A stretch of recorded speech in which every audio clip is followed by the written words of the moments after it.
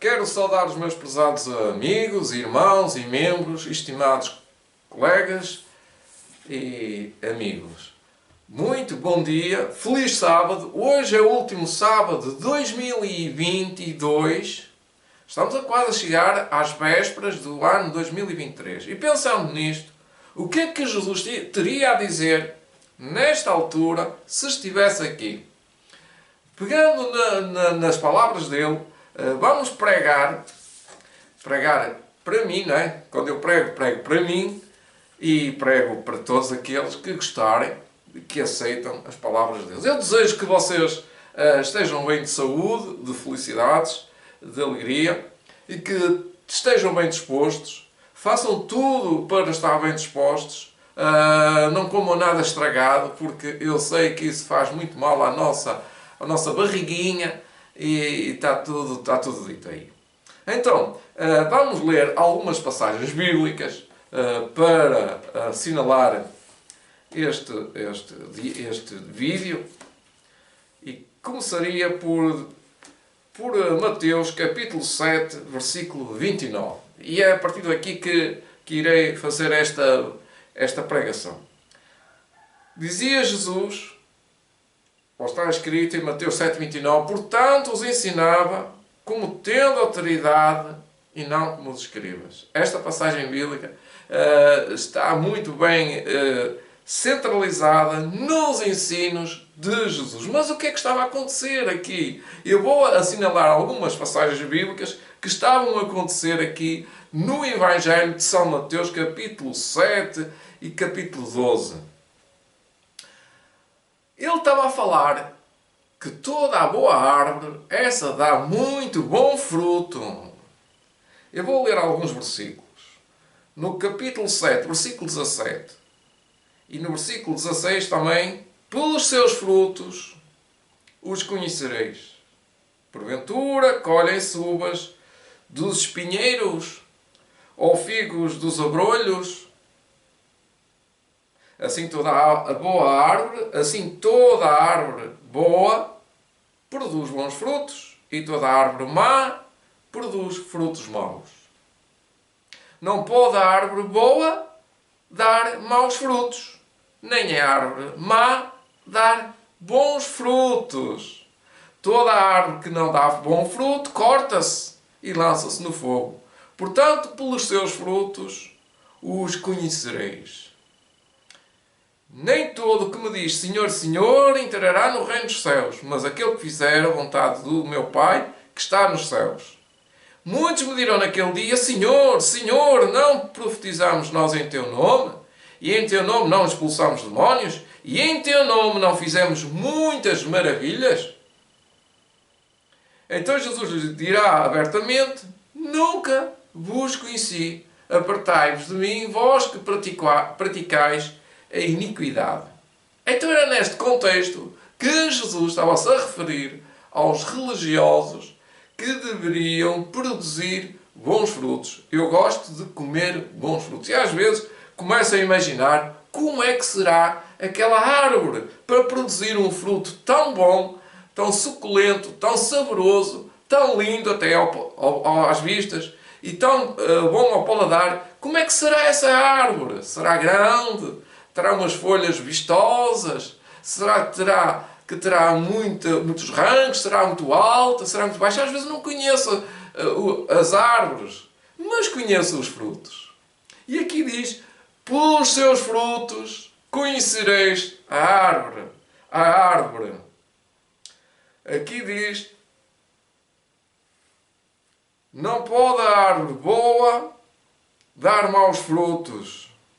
E também diz, e toda a árvore boa dá bons frutos.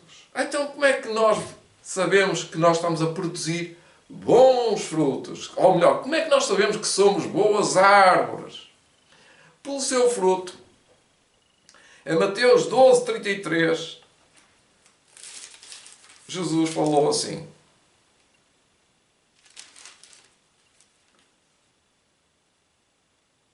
Ou fazei a árvore boa e o seu fruto bom, ou fazei a árvore má e o seu fruto mau, porque pelo fruto se conhecerá a árvore. Isto já em Mateus capítulo 12, versículo 33. Jesus é a palavra de Deus. Ele é, por excelência, a razão, é a semente, é a semente. E neste contexto, Jesus falou na parábola do semeador. E Jesus contava a parábola do semeador, que a palavra é a semente. E se nós aqui formos este campo da boa semente, teremos bons frutos. Na parábola do semeador que se encontra em Mateus capítulo 13, versículo 1 a 7. Todo aquele que é nascido de Deus é espírito. Reparem o que é que está escrito em São João 3,6. Eu vou lá ao texto para não ficar sem o texto. Olha, reparem o que é que está aqui escrito. O que é nascido da carne é carne. Esse não dá fruto. Dá o fruto da carne. O que dá mau fruto, não é? Tudo que é nascido da carne é carne. Mas o que é nascido do Espírito, reparem, é Espírito. Ou seja, tem um dom, tem os dons do Espírito. Esse produz bons frutos. Então o que é nascido da carne é aquele que produz maus frutos. Não produz bons frutos. Não produz os frutos do amor.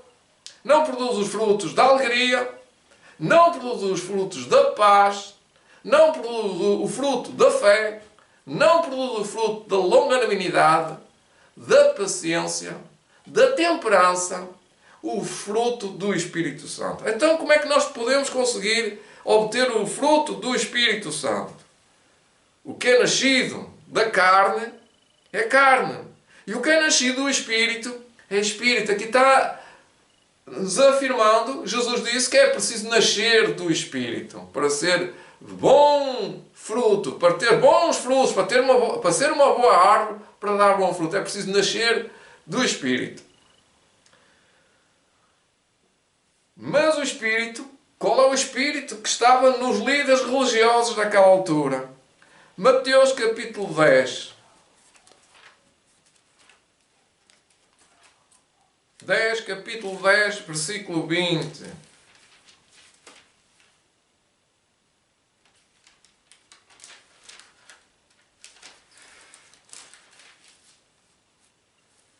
Porque Jesus dizia: não sois vós quem falará, mas o Espírito do vosso Pai que fala em vós. Então, quem é que fala em mim? Quem é que fala em ti? Quem é que fala nos líderes religiosos? É o Espírito Santo. Mas porque sois do vosso Pai que está nos céus, assim Ele enviará o Espírito Santo e vocês falarão da parte do Pai. No capítulo 10, versículo 20. Isto é, quando nos entregarem ao Sinédrio, não vos dê cuidado com o que devemos falar, porque naquela mesma hora vos será ministrado o que haveis de dizer. Porque não sois vós quem falará, mas o Espírito do vosso Pai que fala em vós. Então é o Espírito Santo que fala em mim. Naquela altura, seremos sacudidos, abanados. Neste tempo presente, estamos a viver o resto do tempo da graça. Não há novo tempo. O tempo é solene. É, como eu costumo dizer, o tempo parou em 1844. Estamos a viver os últimos segundos da vida da Terra. E Deus está assegurando este tempo. Não há outro tempo. Temos que receber o Espírito Santo neste tempo. Não há outro tempo. Quando passar este tempo, começa o tempo das pragas. Já terminou o tempo da graça. Já não é este tempo. Este tempo é o único tempo, desde 1844.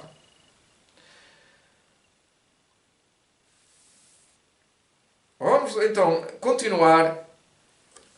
Que Helena White, na página, neste livro que eu tenho, só conheço este exemplar, ele foi feito para aí 10 exemplares, na página 103, diz: a verdade que não é posta em prática perde o seu poder. Perde o seu poder.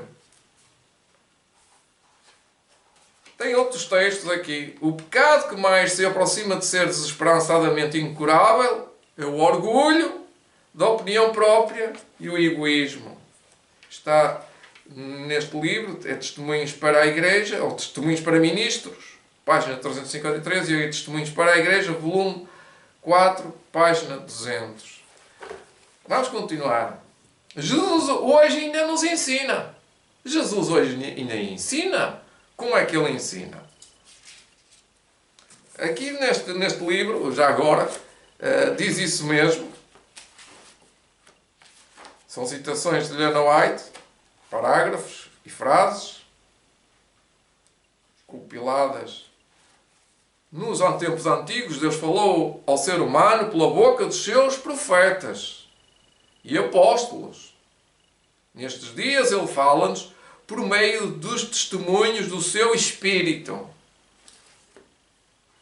Nunca houve um tempo no qual Deus instruísse mais seriamente o seu povo a respeito da sua vontade e da conduta que esta deve ter do que agora. Mas aproveitarão eles os seus ensinos? Receberão as suas repreensões e acatarão as suas advertências? Deus não aceitará obediência parcial. Não abandonará nenhuma contemporização com o próprio eu. Testemunhos para a Igreja, volume 4, página 148. Jamais um erro se achou na vida de Jesus Cristo. No entanto, ele foi acusado de cometer transgressão à lei de Deus. Isto está em Mateus 12, 10.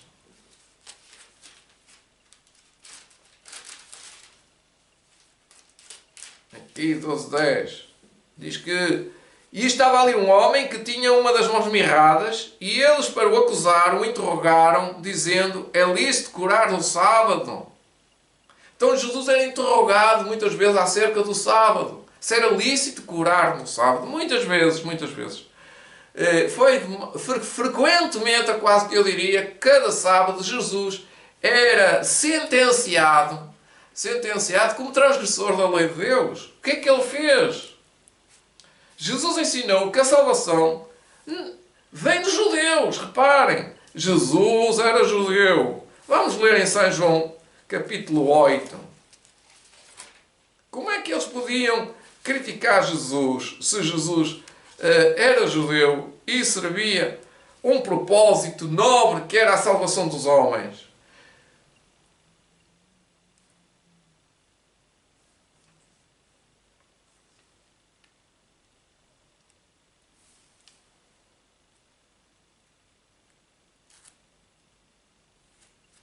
Exato. São João 4, 22.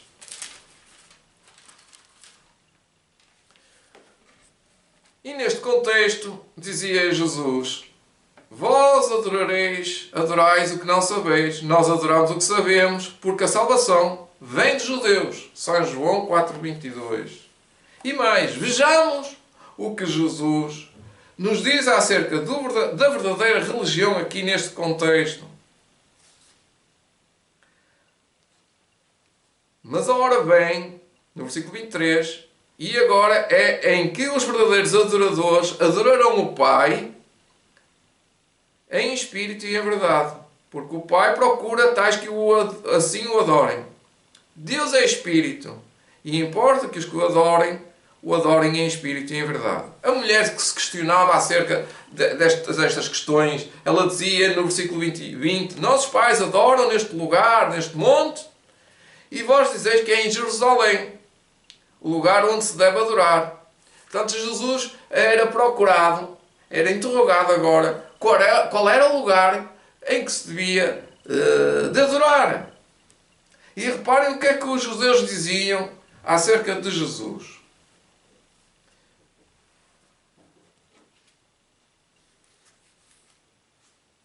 No capítulo São João, capítulo 8, no versículo 33 em diante,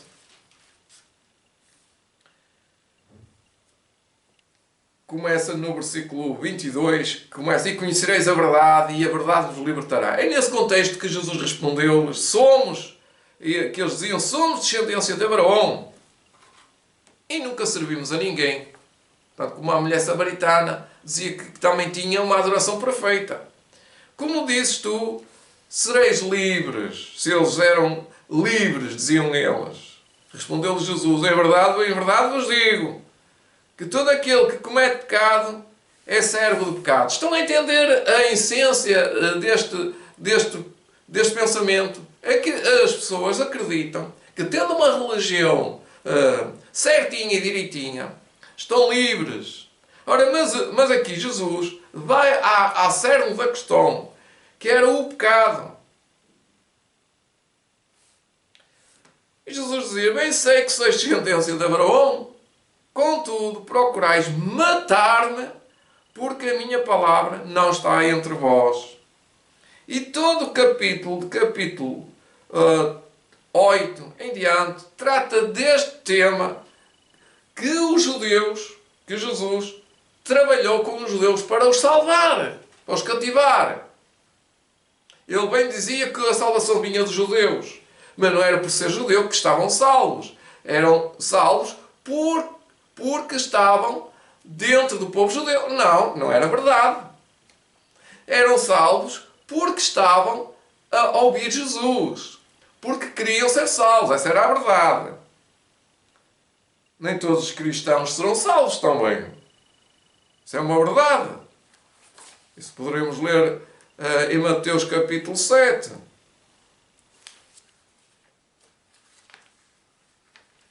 Capítulo 7, versículo 16 a 23.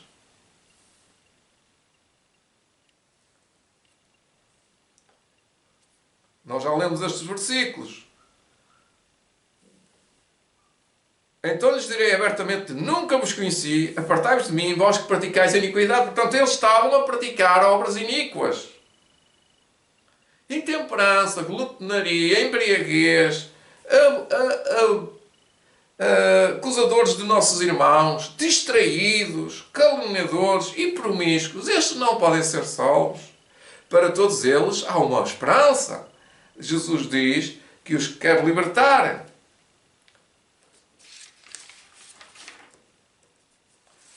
Na parábola do rico e do Lázaro, contém um ensino lapidar, muito interessante, que quem nega os ensinos da Bíblia ou dos profetas não aceitarão jamais luz alguma, nem que o morto ressuscite.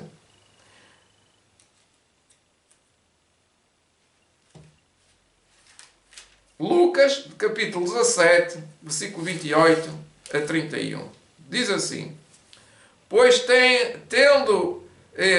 na parábola do rico, pois tenho 5 irmãos, dizia o Lázaro. Pois tenho 5 irmãos. Porque Lázaro estava no inferno. Isto é uma parábola. E dizia: porque tenho 5 irmãos e eu estou aqui neste tormento. Manda alguém avisar os meus 5 irmãos, para que lhe dê testemunho, a fim de que não venham parar aqui, este inferno, também para este lugar de tormento. Portanto, isto é uma parábola. Isto é a questão: como é que agora se vai resolver o problema da salvação das pessoas que estão vivas. E Jesus vai argumentar que, no versículo 29, disse-lhe Abraão. Então, isto é uma conversa entre Lázaro e Abraão, mas é Jesus que está a contar a história. É Jesus que falou aqui: tem Moisés e os profetas, ouçam-nos. A palavra ecoa. Muitas pessoas pensam que nós não precisamos de ouvir os profetas, porque somos gentios. Então, sendo gentios, não precisamos ouvir profetas. Não precisamos ouvir Moisés, dizem eles. Não precisamos ouvir Abraão. Não precisamos ouvir os profetas. E então Jesus também é profeta, não precisamos ouvir nenhum profeta.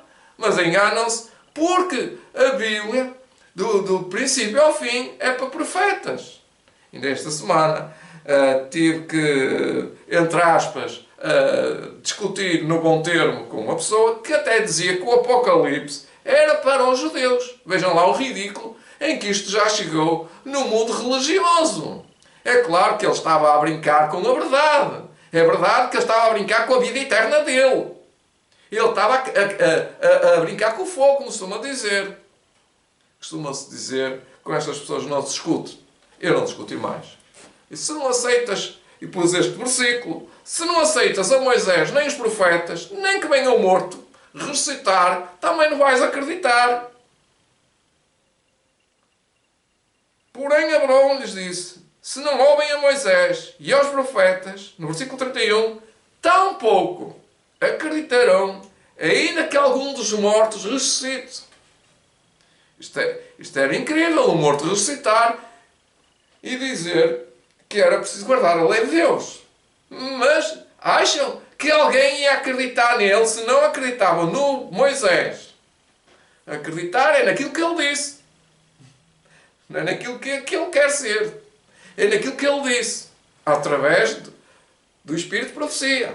O Moisés foi também um servo profeta. Os profetas é o Espírito de Profecia.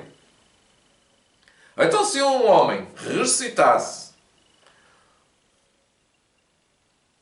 um contemporâneo de Moisés, ou um nosso contemporâneo, vocês acham que alguém ia acreditar nas palavras dele? Nem que falasse bem dos profetas. Se ele não acreditou em Moisés e os profetas, é que Moisés e os profetas é toda a Bíblia. A lamentar que temos que lamentar esta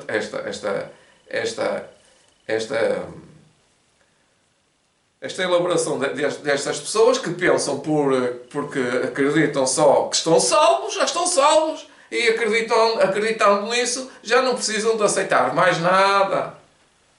Lamentavelmente dizemos que essas pessoas estão de parte. Quem poderá então salvar-se?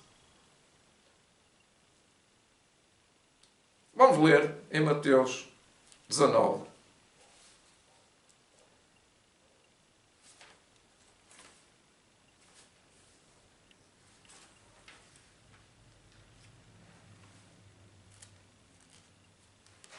Não precisava de citar, mas precisava de só dizer que está escrito, Mateus 19, 25.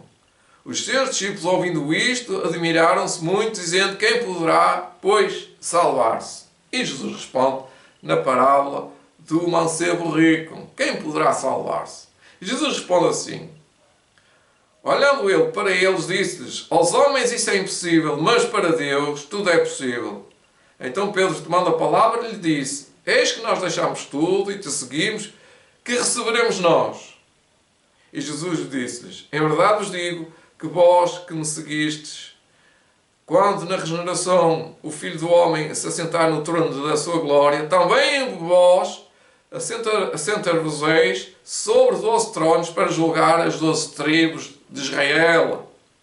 E todo aquele que tiver deixado casas, ou irmãos, ou irmãs, ou pai, ou filhos, ou mãe, ou mulher, ou terras, por amor do meu nome, receberá 100 vezes tanto e herdará a vida eterna. Porém, muitos primeiros serão os derradeiros e muitos derradeiros serão os primeiros. Então, podemos deixar tudo e estar a lamentar que deixamos tudo. Ou podemos deixar tudo e dizer que estamos bem. As pessoas gostam-se de lamentar que estão perdidas às vezes. E não até alguém se lamentava, ai, que perdido que eu estou. E chorava para ali a gritar, parecia um mártir. Estava a dizer, ai, que grande pecador que eu sou. Meu Deus, tem piedade de mim. E, enfim, e eu disse, aqui não é sítio para fazer isso. Alguém disse aqui, o Facebook não é Deus. Enfim. O que é que nós podemos mais dizer acerca disto? Tem Mateus capítulo 24, o penúltimo versículo, Mateus 24, 10, que diz assim, nesse tempo, aqui ele disse nesse, agora é neste, não é? Nesse tempo do fim, que é agora. Muitos serão escandalizados e trair-se-ão uns aos outros, e uns aos outros se aborrecerão por causa da verdade, dizendo: tu estás salvo, ou tu estás perdido, ou tu és um mau pregador, ou tu não devias pregar assim. Epá, tem muita coisa para aborrecer os irmãos, tem. Há muita pessoa aborrecida com a pregação, há muita pessoa aborrecida com o parecer de alguém. Porque aqui diz, nesse tempo. Qual é esse tempo? É agora. Está em Mateus capítulo 24, versículo 10. E para finalizar este vídeo, tenho só para finalizar mais um texto que se encontra em Mateus capítulo 7, versículo 24 a 27. Isto é um retrato que a gente conhece, uma imagem, uma parábola, que é uma história que demonstra tudo isto que eu estou aqui a falar. Diz: pelos seus frutos os conhecereis.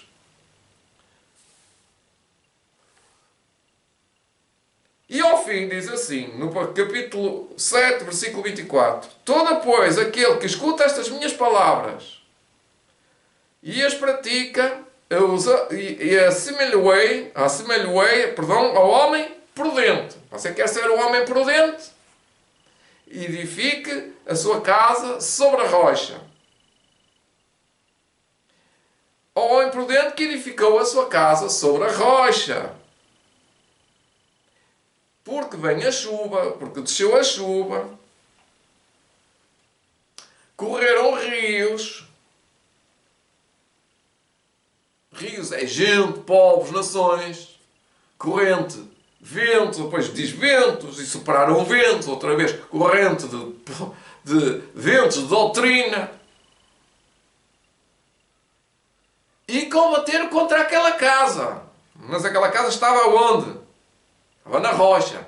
E onde é que é a rocha? É na palavra de Deus, no alicerce. E não caiu.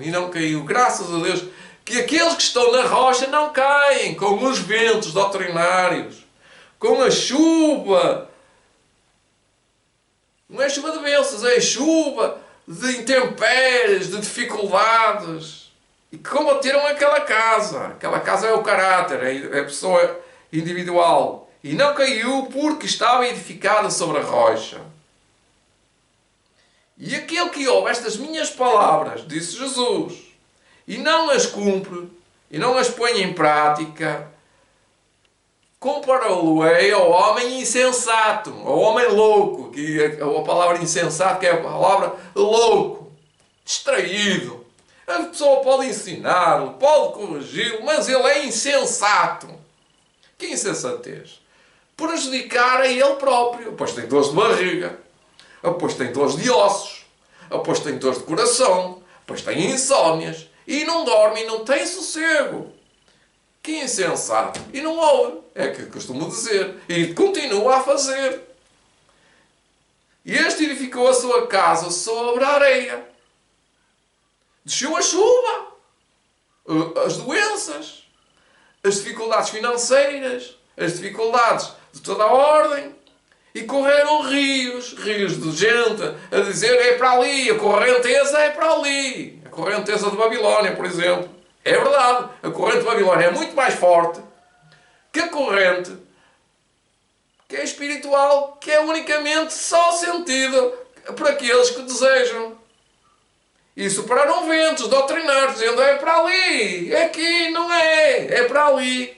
E vão para as festas, e logo para mais uma festa, e depois tem mais um comercinho, e depois tem mais uma bebida, e depois se calhar tem mais um cafezinho, e depois tem mais um cigarrinho, e depois tem mais uma bebida, e vai por aí fora, por aí fora, por aí fora, e pela vida fora, pela vida fora, pela vida fora, e vai dizer: bom ano. Bom ano ou nada. Bom ano é sem cigarros, sem bebidas alcoólicas, sem carne de porco, e sem carne nenhuma até, sendo vegetarianos. É bom ano sem fumar, sem se enervar, sem andar com cogitações, nem com ventos doutrinários, nem com pregações de ir ambulantes, que vai vir aí o fim do mundo, que cataclismos, a torto e a direito. que está tudo a acontecer torto na vida. Já chegou ao fim o meu vídeo. Está muita dificuldade. Caiu.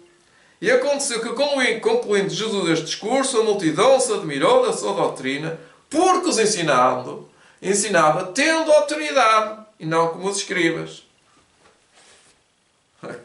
Já terminou.